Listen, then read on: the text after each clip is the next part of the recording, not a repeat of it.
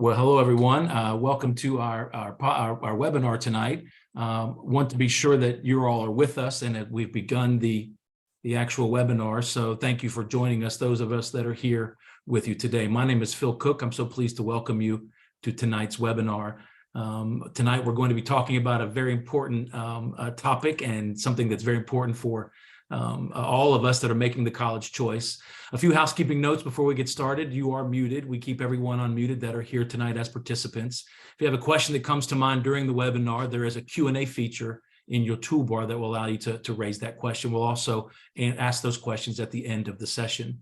You can also use the Q&A time at the end, as I mentioned, but the chat function will just be posting some links to tell you a little bit more about this financial aid process. This webinar is part of the Virtual Christian College Fair sponsored by NACAP and Find Your Christian College. The Virtual Fair platform is open 24 hours a day, 7 days a week until November 18th. And we'd love for you to explore the booths that are there for you, and you can continue to look and engage with college reps throughout this process. We'll also have another live session on November 17th, and hopefully you'll be able to participate in those. We're so pleased to have Troy Martin with us today. Troy has more than 35 years of experience in the financial aid field. He currently serves as Director of Student Financial Services at Eastern Nazarene College on the South Shore of Boston. He served as Director of Financial Aid at Corning Community College, St. Bonaventure University. He's also been Director of Student Financial Services at Houghton College in New York, where he was both responsible for financial aid and student accounts. And he's also been Student Financial Aid Director at Asbury College. Has a bachelor's degree from Houghton College in Business Administration and an MBA from the New State University of New York at Buffalo. He is married. His wife, Susan, is a college administrator as well, and he's the proud father of 3 grown sons. We're so pleased Troy's here today. Troy, welcome. Thank you for being a part of this important and critical topic, talking about financial aid. Thank you for being here. Yes, it's great to be here as well. I am looking forward to just sharing a few minutes about the financial aid process. And, our goal is to try to make sure that everyone receives all of the aid that they're eligible to receive. We want to make sure that you turn over every stone to receive the best financial aid package. So we're going to talk a little bit about the process and the different types of financial aid. And there's going to be time at the end for questions. So let's jump right in and get started here. We always hear about the high cost of college, and college is so expensive. You read it in the newspaper, in the media, and so on. And college is expensive. There's no doubt about that. However, I think it's more important, instead of thinking about college as a cost, it's important to think about it as an investment. And as an investment, as you know, really gains interest. You earn something from that for the future. And so if you look at college as an investment, and those of us who've gone to college before, you know how life-changing it often is, especially if you're thinking about a Christian college. There's so many things as far as lifetime friendships. I look back at my own college experience, and the friends that I gained when I was a student at a Christian college, are with me forever. And I learned so much. It opened my mind. My kids have done lots of overseas service, and a lot of it was through that experience and exposure through a Christian college. So think about college as an investment, not just a cost. But if you're looking at college just as, dollars and cents, and you can, there's some statistics. This is from the Bureau of Labor Statistics and this make sense, but someone with a bachelor's degree, on the average across the country, their earnings are about $70,000 a year. Someone with a high school degree, it's $42,000 a year. So over the course of a lifetime, a college experience is really going to pay for itself. And also it makes sense, but the unemployment rate is down.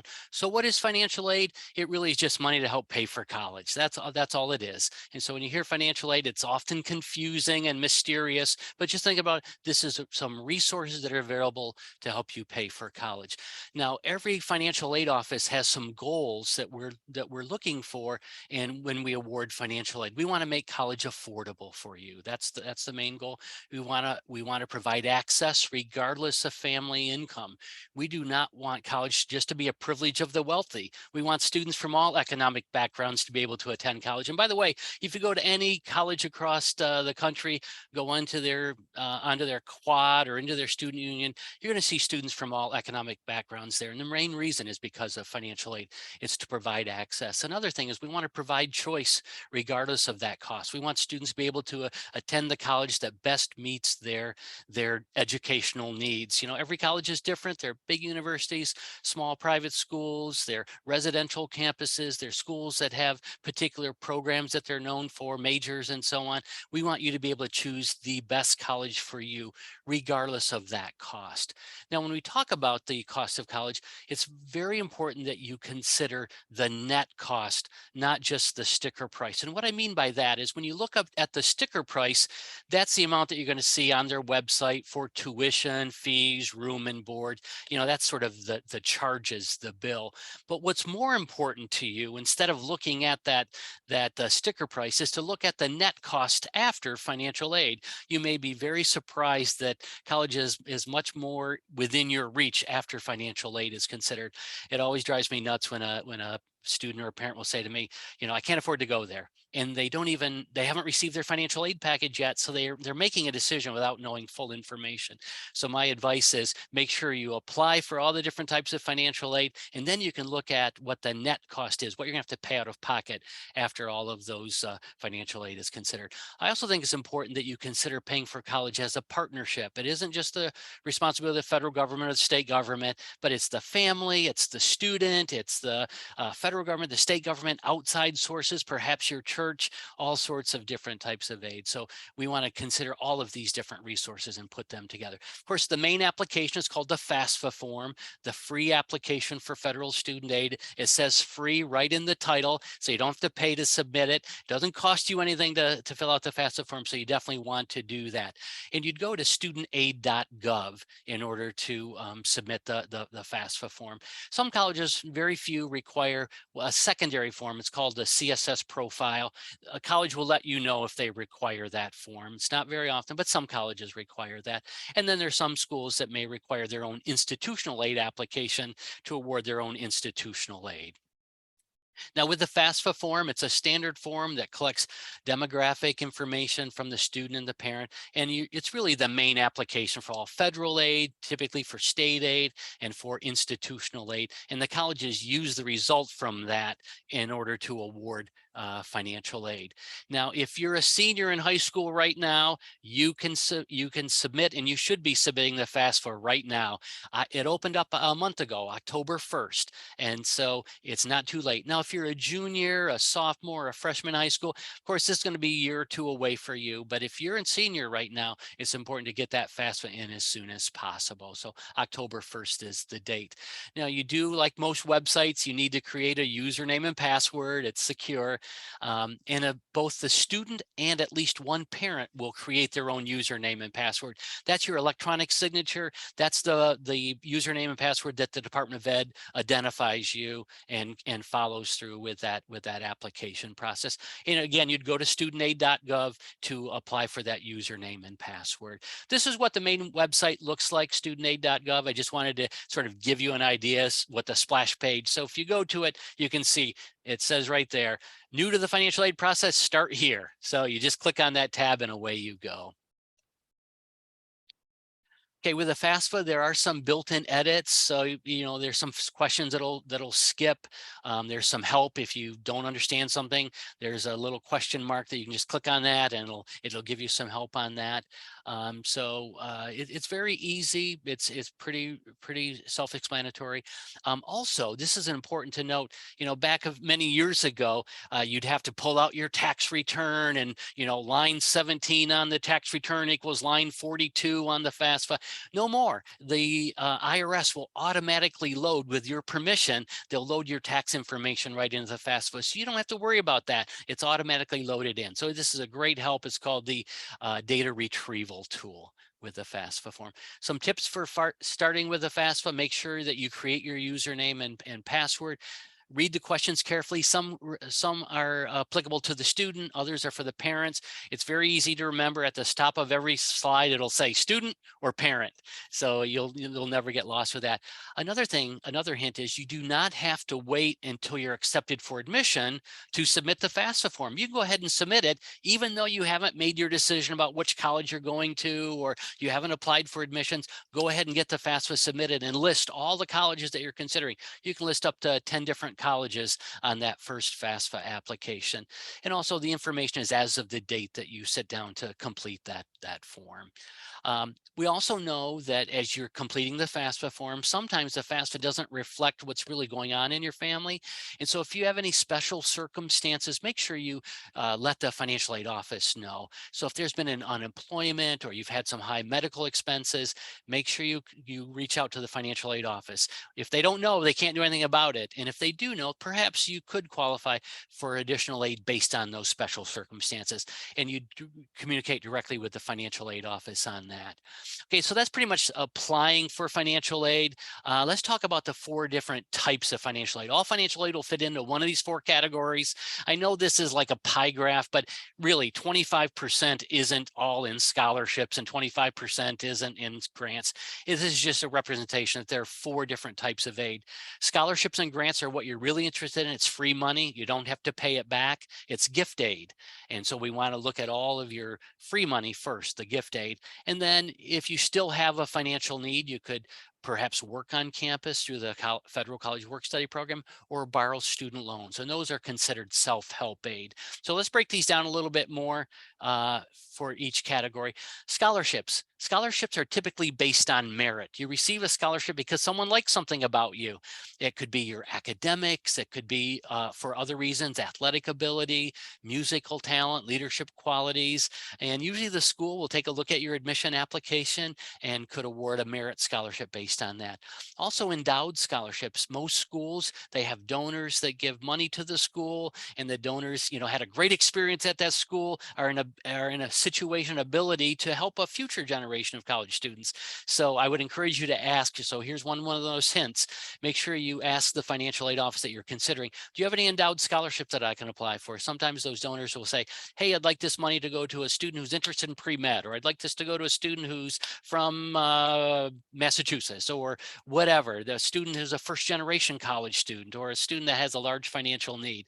So you want to make sure you check into any endowed scholarships. Also check into private scholarships, Lions clubs, Rotary clubs, those kinds of organizations often will give scholarships. And those small scholarships add up. They really do. I had a student come into my office one time. He plopped down a $500 check, and he said, I received this outside scholarship. I'd want to pay it towards my bill. I said, great, $500. That's fantastic. He said, yeah, $500. And his attitude was sort of like, drop in a bucket, doesn't mean anything. College is expensive. And so I was picking up this vibe, and I said, so what'd you have to do to get that scholarship? It must have been a miserable experience. He said, oh, I had to write an essay. I said, well, how long did it take you to write that essay? Oh, probably 45 minutes to an hour. I said, are you kidding me? An hour's worth of work for $500 scholarship? And that bought his books for that fall semester. So it really works. Small scholarships add up. Second Troy, yes. Excuse me for interrupting you, but we do have a question in the Q&A. May I Sure. interrupt you to ask that? It goes back to the FAFSA. Yeah. Jennifer asked us, my senior daughter just turned 17. The FAFSA is asking her for how she filed her taxes. In 2021, she was 16, and we claimed her as a dependent. How do we fill out how she filed her taxes? Yes, one of the answers to that question is did not file. Okay, so all I have to do is for the student, just check in, I did not file an income tax return. And that's all it'll ask. So it'll skip right on to the next question. So did not file is an answer for that question. Okay. Okay, grants, again, free money based on financial need. Now the federal government has the federal Pell Grant, and right now the maximum award is about $6,900, and this could be used at any grant or any school across the country. It's a basic grant. If you meet the need criteria, you'll receive a federal Pell Grant to be used towards college. There's also another federal supplemental grant that the federal government gives each college a certain amount of money. At ENC, just to give you an example, we get about $80,000 a year. And what the Department of Ed tells us to do is you award that to your neediest of students. So basically, every college looks at students who have large financial needs, and they can dip into this SEOG fund to award that. State grants, most states have their own individual grants, and so you want to make sure you apply for any state grants that are out there. And then another big part, especially at private Christian colleges, would be institutional need-based grants. Most schools set aside money just to help needy students. So if you have a financial need, you could receive a grant specifically from that school. The third type of financial aid would be student employment, working on campus. You know, every college needs student workers: library, bookstore, cafeteria, custodial, gymnasium. And there are even some jobs that are community service, working in a library or, you know, some organization in the community. Usually it's minimum wage. It's not a full-time job. It's, you know, usually 5 to 15 hours a week, but a student can typically earn $1,500 to $3,000 a year by working on campus. So it's another resource that's available. And so we encourage students to work on campus. Loans, of course, this would be the fourth type of financial aid. And of course, we want to discourage loans. We don't want you to borrow loans if you don't have to, but you need to know it's available if you need it. The federal government has what's called the William D. Ford Direct Loan.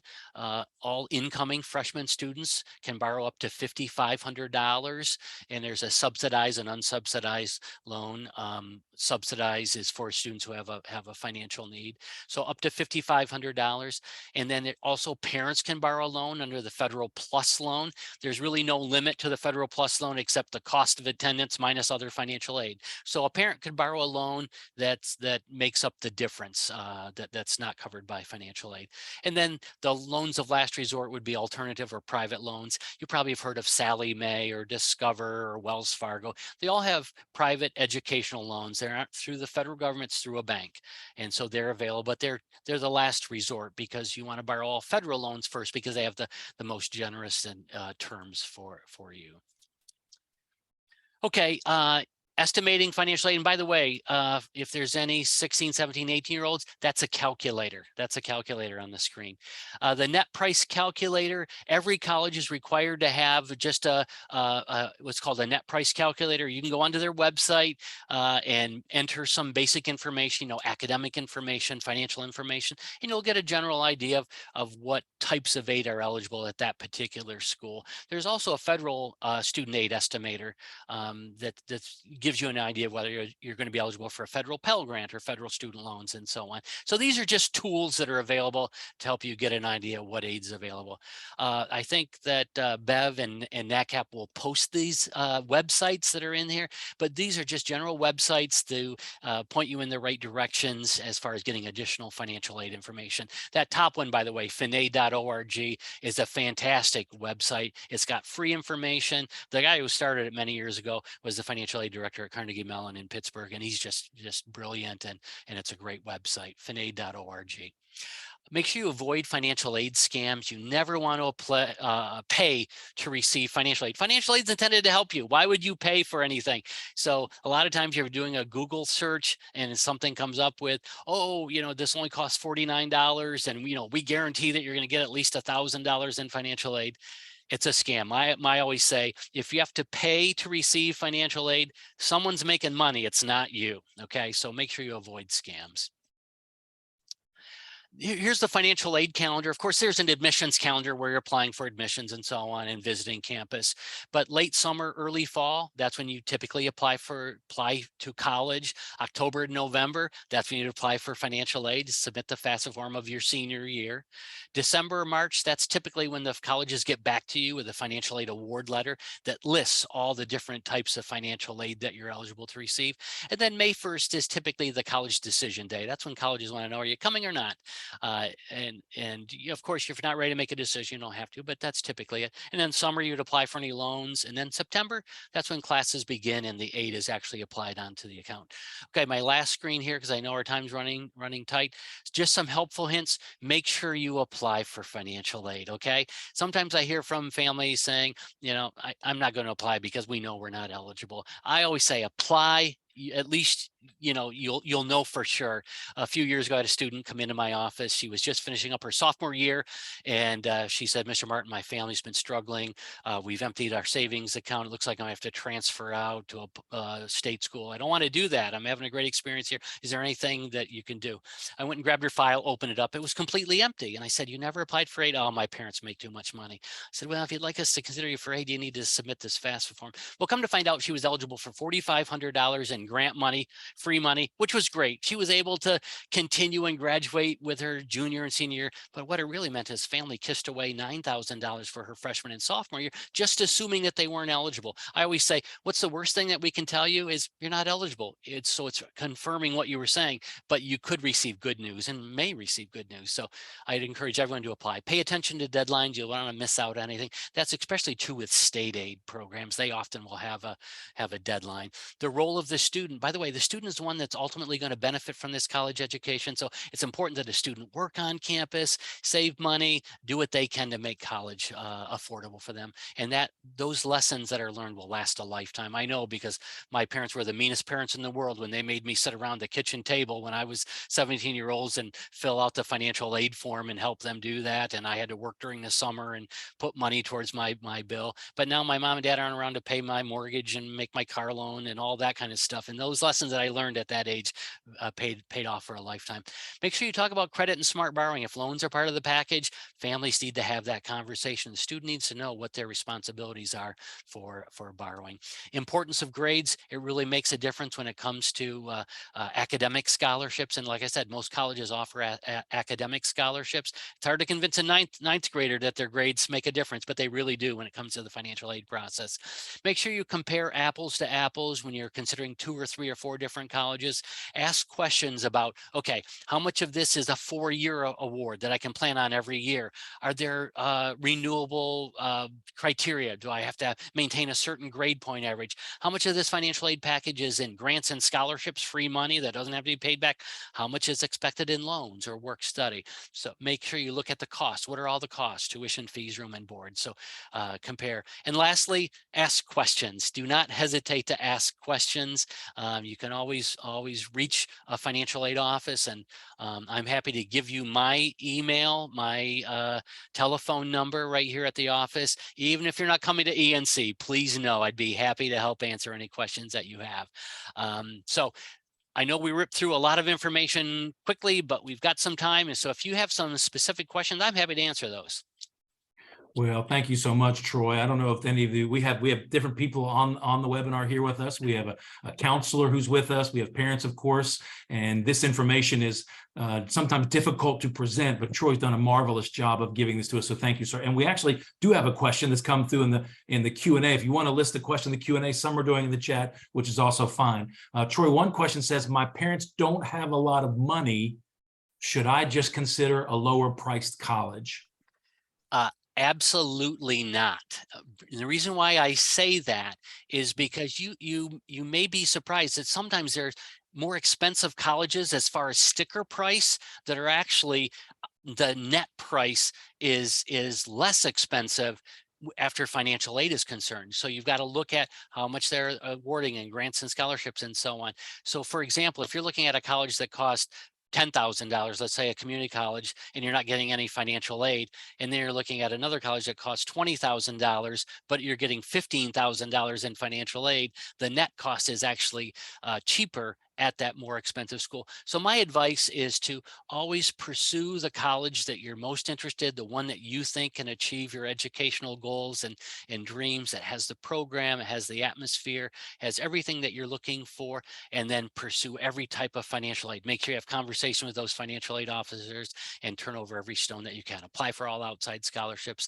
And hopefully when it's all said and done, there will be enough financial aid to make it work.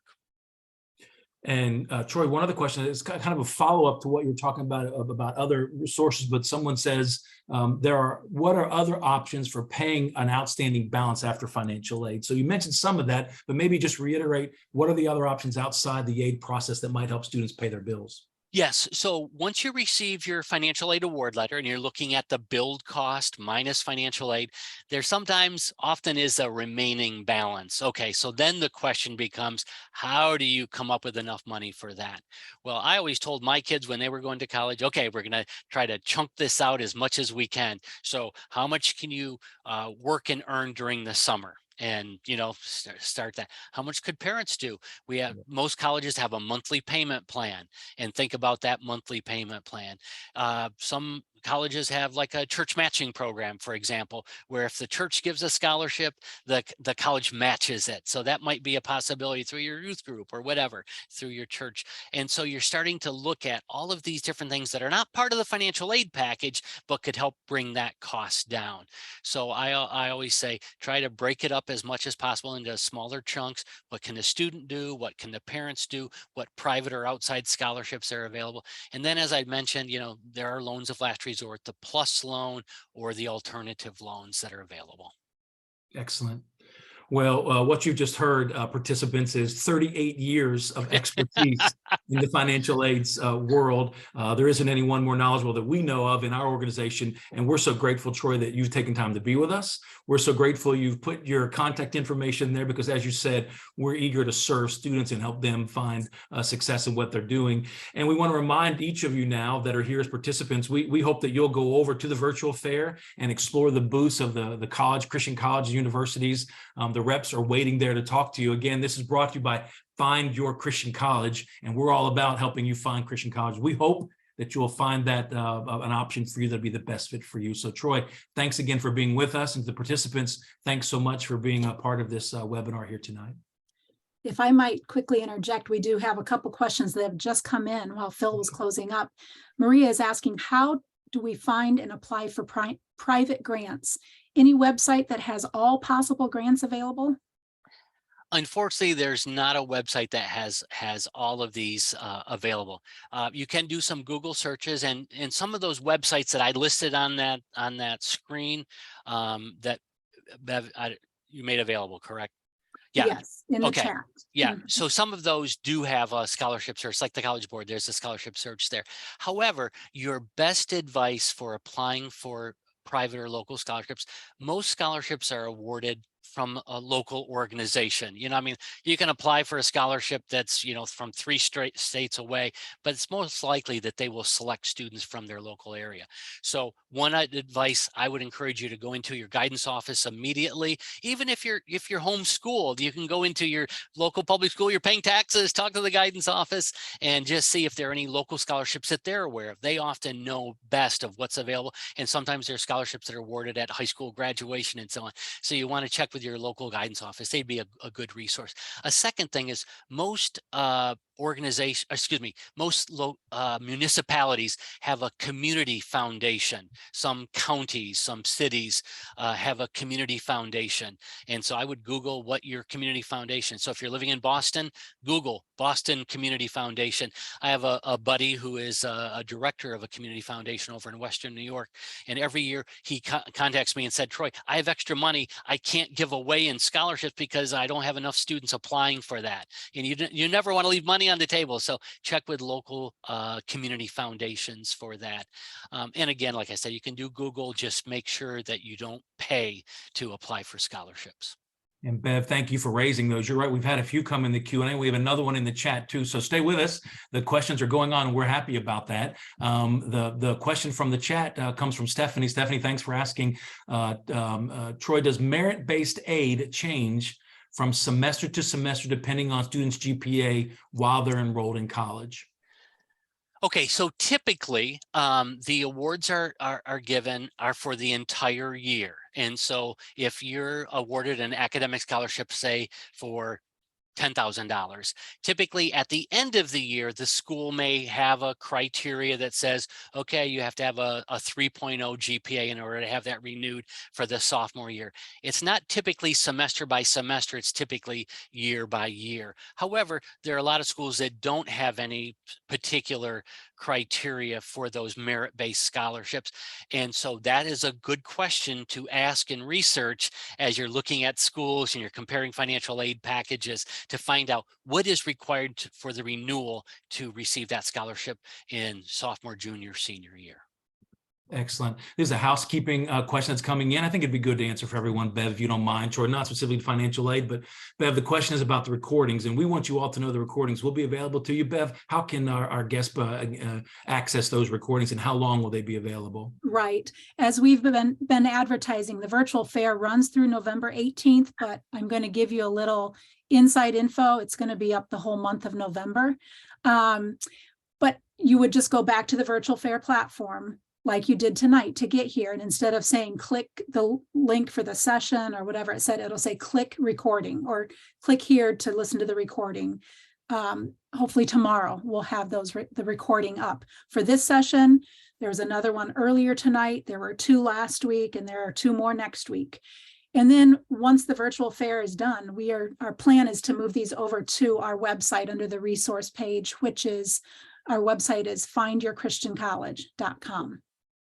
And we hope you'll tell some friends. If you're here tonight and your homeschool group, your Christian school, your public school, your church group, whomever, go and tell them about findyourchristiancollege.com. They can still be a part of the virtual college fair and then get all these resources as well. We're so glad you've taken time to be here. And again, Troy, wealth of information. All the comments are so positive. Thank you for being a part of this, and go check out the recordings, and hopefully you'll be able to enroll at a Christian college near you. I think we have there are no more questions. No, that's it.